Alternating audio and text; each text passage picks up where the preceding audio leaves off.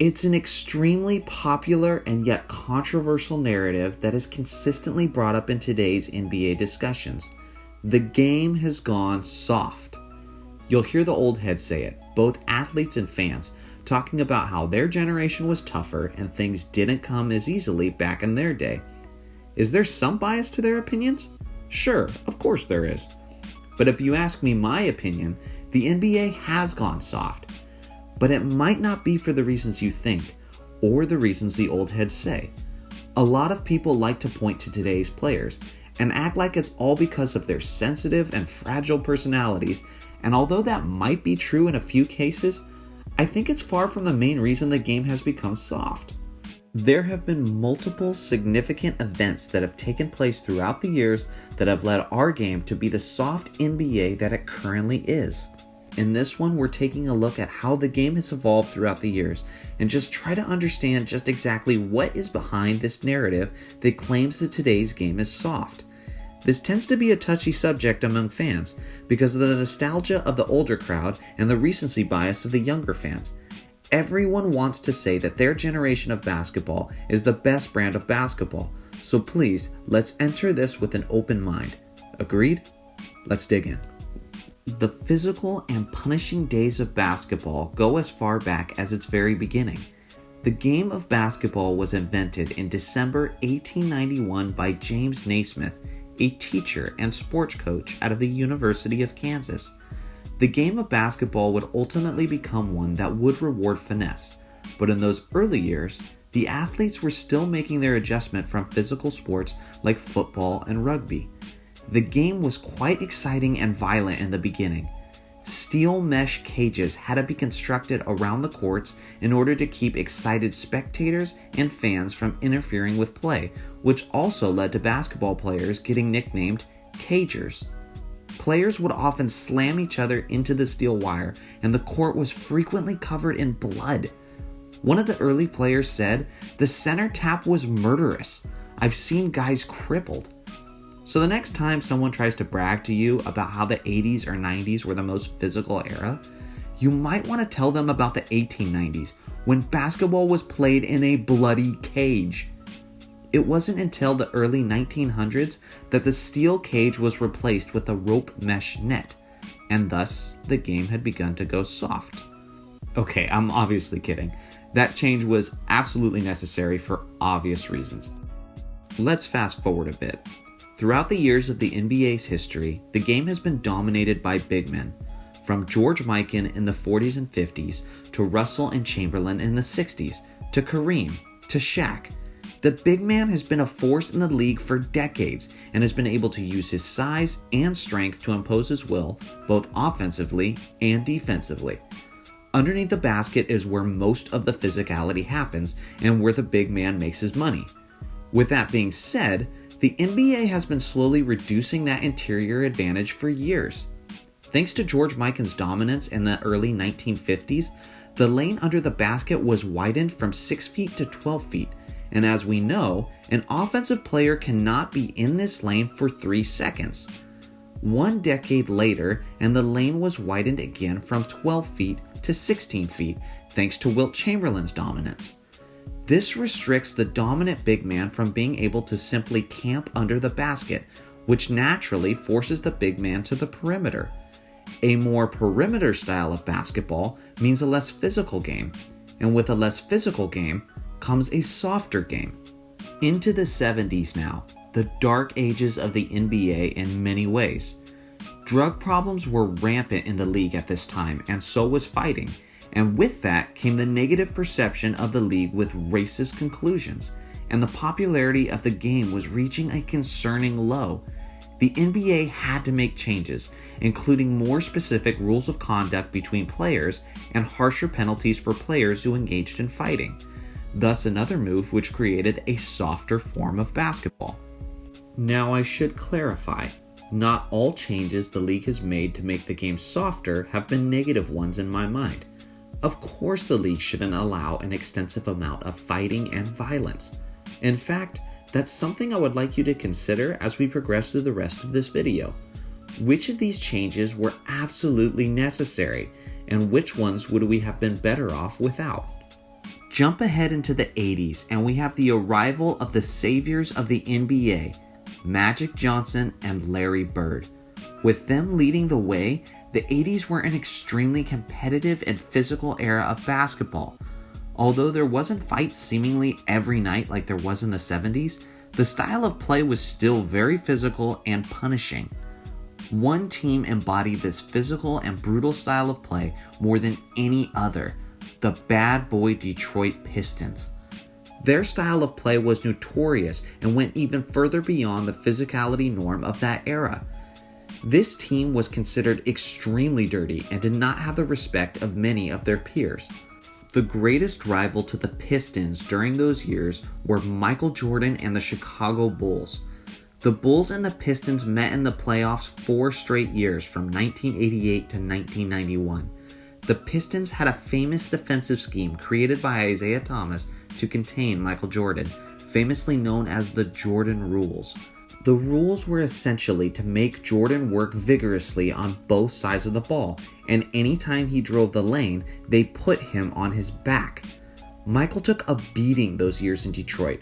Whether it was a hard foul or a soft foul, it didn't matter. It was all treated as the same common foul during that era of basketball. The NBA felt a need to make a change to protect its players, so they created the flagrant foul rule and began implementing it in the 1990-91 season. The flagrant foul essentially meant that any excessively violent or inappropriate contact that you committed would result in free throws and possession of the ball for the opponent, and even potentially an ejection, as compared to before when it required 2 technical fouls for an ejection. Before the flagrant foul had been implemented, there was basically an unwritten no layups rule. It made sense to punish the offensive player who was driving the lane and make him earn his free throws.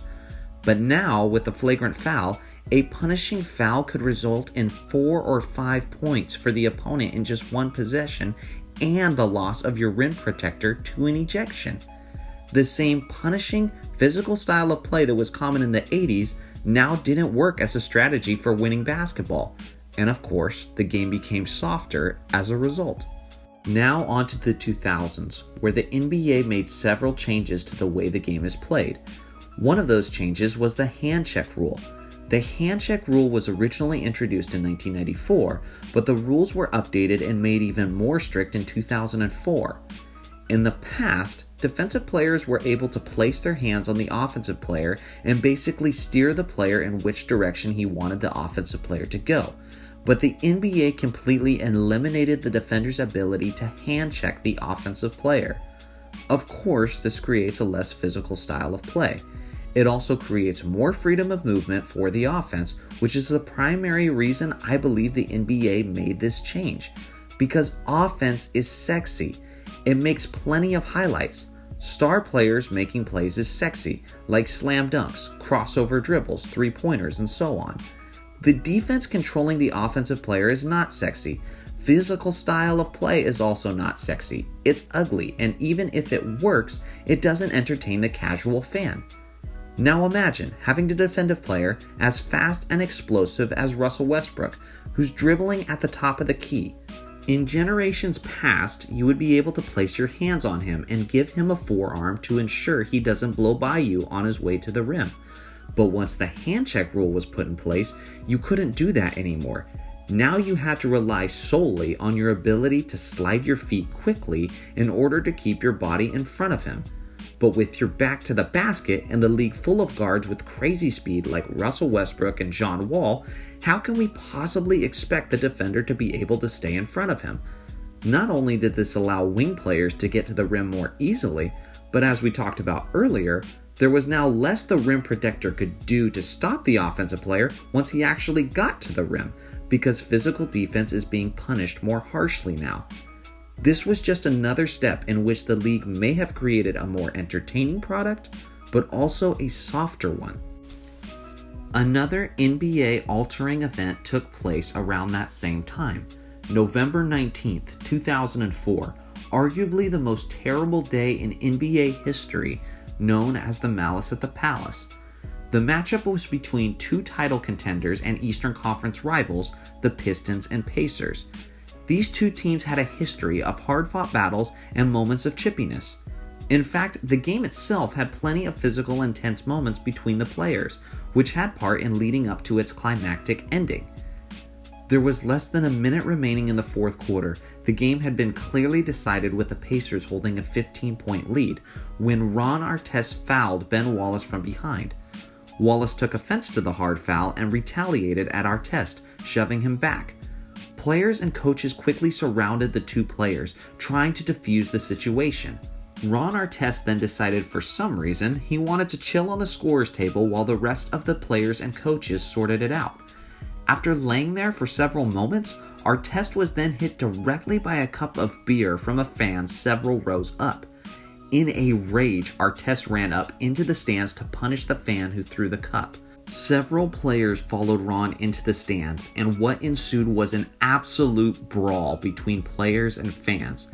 Steven Jackson was throwing punches, and fans were throwing punches.